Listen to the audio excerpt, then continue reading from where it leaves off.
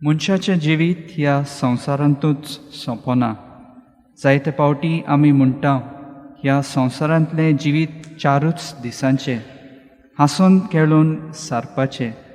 पूण मनशाचें जिवीत ह्या संवसारांत सोंपना हें सोत आमकां मेल्या उपरांत कळोन येता. ह्या सोता वयर जेजू आयच्या वांजेलांत कितें तरी आमकां शिकयता. हें सोत जेजू एके काणये वरवीं दाखोळ कोत्ता. एक गिरेस्त मनीस आपलें जिवीत हांसून खेळून सारल्या उपरांत मरून गेलो आनी एमकोंडांत पावलो. थंय ताणें आब्रामाच्या गोपांत आसलोल्या लाजाराक पळयलो. हो लाजार संवसारांत आसतना ह्या गिरेस्ताच्या दारवंट्यार बसून जेवणां खाणां वळवळटालो. आपूण आपणाक देव सोमेस्तांक असलें मोन आपणायतलें.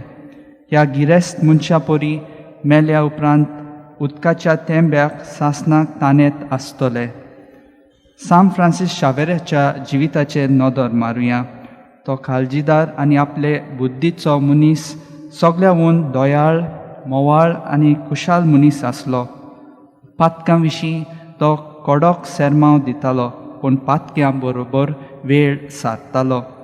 दिनवासनेच्यो चिटी धाडटालो, पूण डुबावतलो ताणें पुरोसो दिनवास दिला जाल्यार. सोंसणिकायेच्यो आनी समजिकायेच्यो चिटी तो जेजुएट वांगड्यांक धाडटालो. मोगान तो लोकांक दोतोन शिकयतालो आनी जो लोक तांचो फायदो काडून सोदताले तेन्ना तो त्या बाबड्यांक वाटायतालो. पातकां वरवीं घायाळ जाल्ल्या मनशा कुळाचेर देवान दयाळ नदर घातली आनी आपल्या एकल्याच पुताक आमकां सोडूंकच्याक मनशा रुपांत ह्या संवसारांत धाडलो. सांत जुआंव हें सोत स्पश्ट कोत्ता. ताचेर विस्वास ठेवता त्या सगळ्यांचो नास जायना जावच्याक, पूण तांकां सासणाचें जिवीत मेळच्याक देवान आपल्या एकल्याच पुताक दिलो. इतलो ताणें संवसाराचो मोग केलो.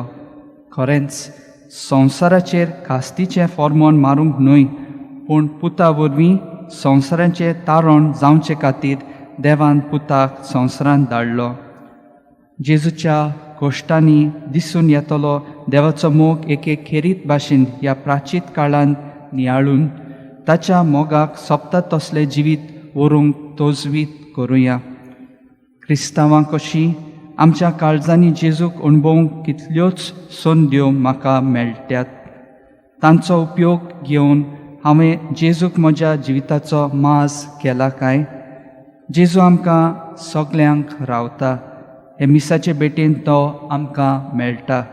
तो ताका मेळून आमच्या तोखलोल्या पातकी आनी मानसीक जिविताक समाधान मेळून हे मिसाचे भेटेन आमकां नवें बळ आनी नवो बोरवोसो घेवंक आयत्या मोनान शिताबेन आनी भावार्थान वांटो घेवया.